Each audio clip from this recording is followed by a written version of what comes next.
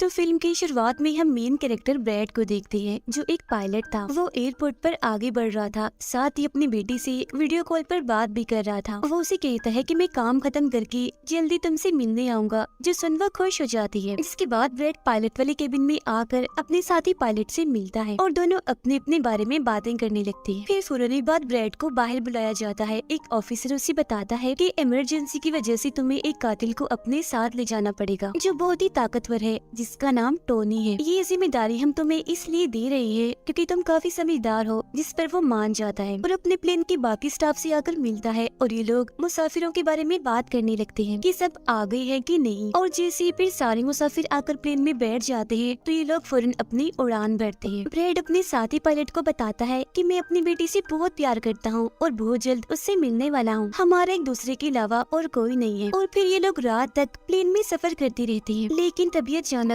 मौसम बिगड़ने लगता है, जिस वजह से ब्रैड परेशान नजर आता है क्योंकि उसे कुछ ठीक नहीं लग रहा था। वो सभी मुसाफिरों को सीट बेल्ट बांधने के लिए कहता है। रेडियो के जरिए वो अपने सेंटर से बात करने की कोशिश भी करता है, पर उसकी बात नहीं हो पाती क्योंकि आहिस्ता आहिस्ता यहाँ के सारे रेडियोस काम करना बंद कर देते हैं। अब तभी अचानक बिजली का तेज झटका प्लेन से आकर लगता है, इस वजह से प्लेन हिलने लगता है। ब्रैड को फिक्र होने लगी थी, इसीलिए जब वो सारे मुसाफिरों को देखने जाता है तो उसे सुकून की सांस आती है क्योंकि सब मुसाफिर ठीक थे। पर यहाँ अब धीरे धीरे करके लाइट बंद होती जा रही थी। जिस बीच एक बार फिर प्लेन को झटका लगता है, जिससे ब्रैड गिर जाता है और उसके माथे पर चोट लग जाती है। इस सारी सूरत हाल की वजह से सारे ही मुसाफिरों की हालत खराब होने लगी थी। ब्रैड वापस केबिन में आकर अपने साथी के साथ मिलकर प्लेन को संभालने में लग जाता है। काफी मुश्किल टाइम था उनके लिए क्योंकि एक तो रेडियो काम नहीं कर रहे थे, ऊपर से स्क्रीन पर भी उन्हें आगे का कुछ भी दिखाई नहीं दे रहा था। तब ब्रैड कहता है कि हमें प्लेन को नीचे लाना होगा क्योंकि अगर एक और झटका लगा तो प्लेन तबाह हो जाएगा। तो फौरन ये लोग प्लेन नीचे लेने लगते हैं। सारे मुसाफिर डरे हुए थे। एक औरत फिर अपनी सीट बेल्ट खोल देती है। उसे देखकर टोनी का ऑफिसर भी ऐसा ही करता है। प्लेन क्योंकि नीचे की तरफ जा रहा था तो ऊपर वाली साइड से वो जोर से टकराते हैं, इतनी जोर से कि फौरन ही उनकी मौत हो जाती है। अचानक तेजी से प्लेन नीचे आने लगता है। तब ब्रैड और उसका साथी जल्दी से इसे कंट्रोल में कर लेते हैं। तभी एयर होस्टेस आकर ब्रैड को बताती है कि मुसाफिरों की हालत खराब हो रही है, जिस पर वो कहता है कि सब कुछ संभालो, अपनी अपनी सीट्स पर बैठने का कहो क्योंकि जल्दी हम करीबी एयरपोर्ट पर उतरने वाले हैं। अब ये दोनों देखते हैं कि हम एक आइलैंड के ऊपर से गुजर रहे हैं, तो कोई और रास्ता फिलहाल ना होने पर ये इस आइलैंड पर प्लेन उतारने का फैसला करती है। वो कोई ठीक सी जगह देकर फिर प्लेन को उतार ही देते हैं। हालांकि उन्होंने इमरजेंसी लैंडिंग की थी, पर फिर भी सही सलामत वो उतर ही गए थे। अब ब्रैड और उसका साथी तब खुश होते हैं जब उन्हें पता चलता है कि थोड़ी बहुत बिजली अभी भी प्लेन में है। इसके बाद ब्रैड सभी को नीचे उतरने का कहता है। उधर प्लेन की कंपनी का मालिक भी देख लेता है कि अचानक प्लेन कहीं गायब हो गया है क्योंकि उसने प्लेन को लैंड होते हुए नहीं देखा था और काफी देर से रेडियो खराब होने की वजह से उसका राब्ता भी नहीं हो पाया था, इसीलिए वो थोड़ा टेंशन में नजर आता है। अब एयर होस्टेस ब्रैड को आकर बताती है कि टोनी को लाने वाली ऑफिसर की मौत हो गई है। जो सुन ब्रैड को दुख तो होता है, पर वो उसे कहता है कि चलो जो भी हुआ अब बाकी मुसाफिरों का ख्याल रखो। अब सारे लोग इस सोच में थे कि हम यहाँ क्यों उतरे हैं, जिस वजह से ब्रैड सामने आकर बताता है कि इमरजेंसी की वजह से हमें यहाँ उतरना पड़ा। प्लेन में अभी भी थोड़ी बहुत बिजली मौजूद है, जिससे हम बाकी बिजली की चीजों को ठीक कर लेंगे। तब तक आप लोग यहाँ आराम से रहिए, खाना पानी मिलेगा और रहने की जगह भी, और आप लोग घबराइएगा नहीं, बहुत जल्द हम यहाँ से निकल जाएंगे। उधर प्लेन कंपनी के मालिक की मुलाकात एक रेस्क्यू एक्सपर्ट से होती है, जो ऐसे लोगों को खोज निकालने का काम करता है जो मुश्किल में कहीं फंसे होते हैं। कंपनी का मालिक उसे कहता है कि मुझे मेरे प्लेन की सारी डिटेल्स, जैसे कि वो कहाँ गया, उसके वर्कर्स, मुसाफिरों की सबकी जानकारी चाहिए। अब ब्रैड प्लेन के पास आकर उसे ठीक करने में लग जाता है, पर वो देखता है कि प्लेन में पावर बिजली काफी कम है, इसीलिए इनको इंतजार करना होगा क्योंकि रेडियो भी अभी काम नहीं कर रहे। फिर जब वो इस बारे में अपने साथी पायलट को बताता है तो उसका साथी नक्शा देखकर बताता है कि हम एक प्राइवेट आइलैंड पर फंसे हुए हैं। ये कोई आजाद जगह नहीं है, बल्कि यहाँ एक प्राइवेट आर्मी का कब्जा था, जो बुरे लोग थे क्योंकि उसमें सारे ही गुंडे थे और अगर उन्होंने हमें कोई भी नुकसान पहुँचाया तो गवर्नमेंट भी हमें नहीं बचा पाएगी। जो सुन ब्रैड कहता है कि अब कैसे भी करके हमें अपनी रेस्क्यू टीम को यहाँ बुलाना ही होगा ताकि वो आकर हम सबको बचा ले, क्योंकि यही एक रास्ता है यहाँ से निकलने का। अब ब्रैड सबके पास आकर उन्हें बताता है कि किसी खराबी की वजह से रेडियो अभी भी काम नहीं कर रहा। जो सुनकर सारे लोग काफी परेशान हो जाते हैं। ब्रैड उन्हें भी तसल्ली देता है कि हम आइलैंड की दूसरी साइड पर जाकर रेडियो को ढूंढेंगे और अपनी टीम से रेस्क्यू टीम को यहाँ भेजने के लिए कहेंगे, जो आकर आप सबको बचा लेगी और मेरे साथ टोनी जाएगा। ये कहकर वो टोनी की हथकड़ी खोल देता है और ये लोग आगे बढ़ जाते हैं।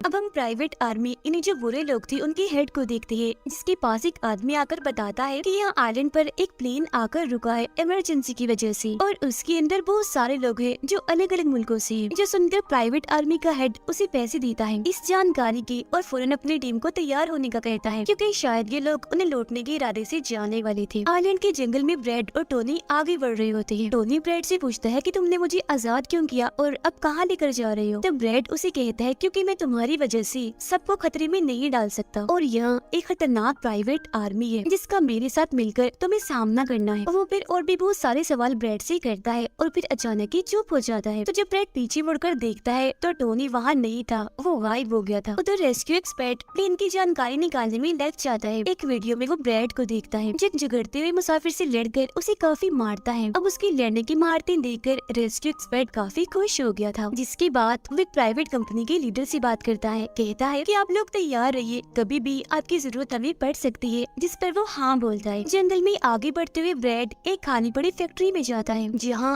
वो एक बंद रेडियो मशीन को ढूंढ ही लेता है और फिर उसे ठीक करके फोन लगाता है। हेल्पलाइन पर उसकी बात होती है, जिन्हें वो अपने प्लेन और इस आइलैंड के बारे में बताता है, लेकिन लाइन में कोई गड़बड़ी होने की वजह से सामने वाला इंसान उसकी बात सुन ही नहीं पाता। तब उसे एक आइडिया आता है, वो ये सारी चीजें अपने बेटे को लिखवा कर उसे अपनी ऑफिस में बताने का कहता है। अब तभी एक आदमी आकर ब्रैड पर हमला कर देता है, तो वो उसे पकड़कर काफी मारता है और बेहोश कर देता है। तभी ब्रैड को महसूस होता है जैसे इस कमरे में कोई आ रहा है, इसीलिए जल्दी से वो छुप जाता है। पर वहाँ और कोई नहीं बल्कि टोनी था, जिसने बहुत सारे गुंडों को मारकर उनके हथियार ले लिए थे, और वो ब्रैड को आवाज लगाने लगता है। फिर जब ब्रैड सामने आता है तो कुछ हथियार वो उससे भी दे देता है। इसके बाद ये दोनों नीचे की तरफ आने लगते हैं। तब यहाँ उन्हें एक कैमरा मिलता है, जिसमें चल रही वीडियो से उन्हें पता चलता है कि वो खतरनाक प्राइवेट आर्मी यहाँ आने वाले लोगों को अगवा कर लेती है, और फिर उन लोगों की फैमिली से अच्छी खासी रकम लेती है उन्हें छोड़ने के बदले। जो देख वो समझ जाते हैं कि हमारे मुसाफिर भी खतरे में हैं। अब ये दोनों बाहर खड़ी गाड़ी में आकर बैठ जाते हैं और अपने मुसाफिरों की तरफ जाने लगते हैं। उधर जब सारे मुसाफिर बैठे हुए थे तो तभी उन्हें किसी गाड़ी की आवाज आती है। वो ये सोचकर काफी खुश हो जाते हैं कि जरूर ये ब्रैड है, पर ब्रैड नहीं, वहाँ तो वो खतरनाक प्राइवेट आर्मी थी। वो गोलियां चलाकर इन लोगों की तरफ बढ़ रहे थे। इन गोलियों की आवाज ब्रैड और टोनी ने भी सुन ली थी। प्राइवेट आर्मी का हेड पायलट से सभी मुसाफिरों की लिस्ट मांगता है। तब जल्दी से एयर होस्टेस उसे लिस्ट लाकर दे देती है। फिर वो हेड पूछता है कि तुम्हारा सीनियर पायलट ब्रैड कहाँ पर है, जिस पर वो बताता है कि किसी काम से वो जंगल में गया था पर अभी तक वापस नहीं आया। इसी दौरान एक औरत वहाँ से भागने की कोशिश करती है, पर वो लोग गोली चलाकर उसे मार देते हैं। ये आवाज सुनकर ब्रैड उनकी मदद करने के लिए भागता है,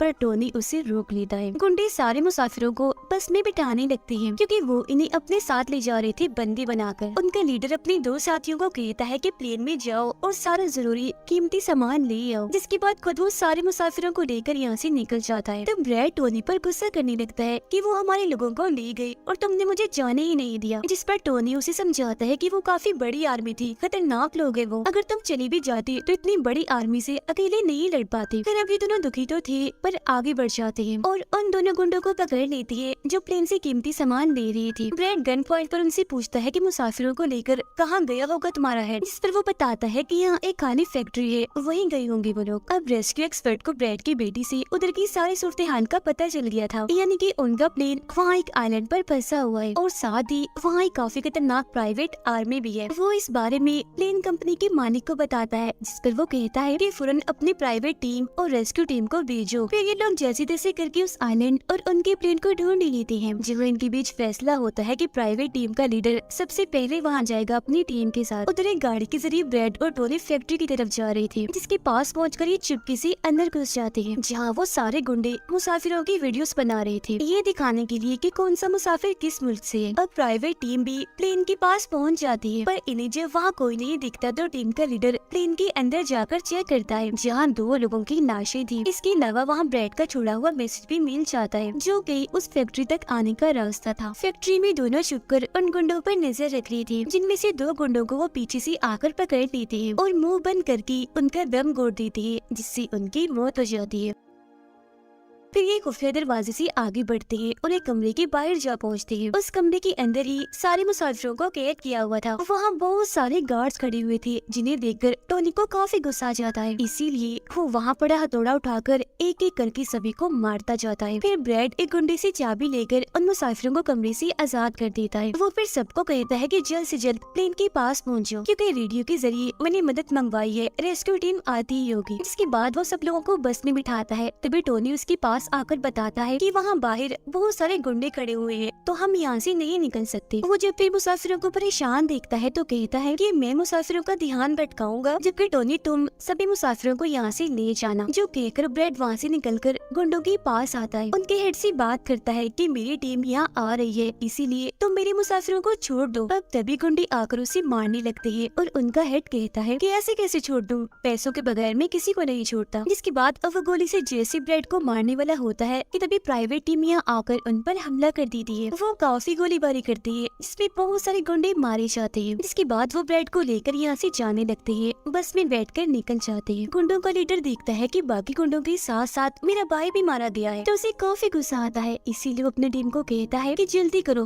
तैयारी पकड़ो और हाँ, किसी को भी मत छोड़ना, एक एक को चुन चुन कर मार देना। गाड़ी में ब्रैड उस प्राइवेट टीम से बात करने लगता है, तब उनका हेड उसे बताता है कि हम छोटी सी प्राइवेट टीम है जो बस तुम्हें यहाँ बचाने की मिशन में आई है, क्योंकि हम कोई रेस्क्यू टीम नहीं है। उन्हें आने में तो अभी और भी वक्त है। जो सुन ब्रैड घबरा तो जाता है, पर कहता है कि कोई बात नहीं, मेरे पास एक आइडिया है। इसके बाद ये लोग भी प्लेन के पास आ जाते हैं, जहाँ सारे मुसाफिरों को टोनी पहले ही ला चुका होता है। ब्रैड फिर अपने लोगों को कहता है कि प्राइवेट टीम हमारी मदद करने यहाँ आ गई है और अब उनकी मदद से हम प्लेन को चला लेंगे और फौरन यहाँ से निकल जाएंगे। तो आप सब लोग जल्दी से प्लेन में बैठ जाएं, क्योंकि हम रेस्क्यू टीम का इंतजार नहीं कर सकते, उन्हें आने में वक्त है और अगर हम यहाँ रुके तो उस खतरनाक आर्मी के हाथों मारे जाएंगे। जो सुनकर सारे लोग प्लेन में बैठ जाते हैं, जबकि ब्रैड प्राइवेट टीम के लीडर के साथ मिलकर प्लेन को ठीक करने में लग जाता है। जहाँ तभी वो गुंडे आकर इन पर हमला कर देती है, जिनको देखकर प्राइवेट टीम उन्हें रोकने में लग जाती है और यहाँ दोनों तरफ से ही काफी गोलीबारी होती है। पर इस टीम के पास काफी अच्छी गन्स थी, तो वो बहुत सारे गुंडों को मार गिराती है। ब्रैड टीम के लीडर को बताता है कि मैं अगले 5 मिनट में प्लेन को स्टार्ट कर दूंगा, मतलब कि चला दूंगा, जिसके बाद हम सब लोग उड़ान भरेंगे। फिर वो टोनी का शुक्रिया भी अदा करता है कि तुमने मेरा इतना साथ दिया। फिर ब्रैड गोलियों के बीच से ही होता हुआ अंदर आकर बैठ जाता है और अपने साथी पायलट के साथ मिलकर प्लेन चलाने लगता है। टोनी की गोलियां खत्म हो गई थी और जब वो प्राइवेट टीम का बैग चेक करता है तो उसे वहाँ पैसों से भरा हुआ एक बैग मिलता है। पर फिलहाल पैसों को ऐसे ही छोड़कर दूसरे बैग से गन लेकर दोबारा गुंडों से लड़ने लगता है, जहाँ तब तक ब्रैड भी पूरे प्लेन को घुमा भी चुका होता है। फिर वो प्राइवेट टीम भी प्लेन में चढ़ने लगती है। ब्रैड को प्लेन कंपनी का मालिक बताता है कि मैं तुम्हें कोई महफूज जगह बता दूंगा जहाँ तुम जा सकते हो। सभी लोग तो प्लेन में चढ़ जाते हैं, पर टोनी नहीं चढ़ता। वो पैसों से भरा बैग लेकर वहाँ से भागने लगता है। तब उसे जाता हुआ देखकर प्राइवेट आर्मी उनके प्लेन पर हमला कर देती है। उनका हेड प्लेन के सामने रॉकेट लॉन्चर लाकर उन्हें एक ही झटके में उड़ाने का सोच रहा था, लेकिन उसे टोनी देख चुका था। वो उसे गोली मारकर गिरा देता है, ऐसा करने से रोक लेता है। ये देखकर ब्रैड को बहुत खुशी होती है, जिसके बाद वो अपनी पूरी ताकत लगाकर प्लेन उड़ाने में कामयाब हो ही जाता है। इस वजह से टोनी भी खुश था और वो भी फिर वहाँ से चला जाता है। ब्रैड प्लेन को आइलैंड से दूर ले जाता है, जबकि प्लेन का मालिक उसे एयरपोर्ट का बताता है जहाँ ये लोग जा सकते थे, जो काफी करीब था। तब ब्रैड उस तरफ प्लेन ले जाने लगता है, पर एक बार फिर प्लेन तबाह होने लगता है। इसलिए ब्रैड दोबारा से इमरजेंसी लैंडिंग करवाता है और उनका प्लेन नीचे आने के बाद जंगल के रास्ते आगे बढ़ने लगता है। सब लोगों की जान बच गई थी, इसीलिए वो काफी खुश थे। उधर प्लेन कंपनी का मालिक और उसकी टीम भी बेहद खुश थी। ब्रैड और उसका साथी भी सुकून की सांस लेते हैं कि कम से कम वो उस आइलैंड से तो निकल आए थे और सबकी जान भी बच गई थी। कुछ ही देर में यहाँ इनकी रेस्क्यू टीम भी आ जाती है, जिन्हें देखकर सारे मुसाफिर खुश तो थे, साथ ही ब्रैड की बहादुरी पर तालियां बजा रहे थे। ब्रैड फिर सारे मुसाफिरों को रेस्क्यू टीम के साथ भेज देता है, जिसके बाद वो अपनी बेटी से बात करता है। वो इस बात से काफी खुश थी कि थैंक गॉड मेरे डैड जिंदा हैं। दोनों भाई बेटी बात करके बहुत खुश थे और इसी के साथ ब्रैड की बहादुरी की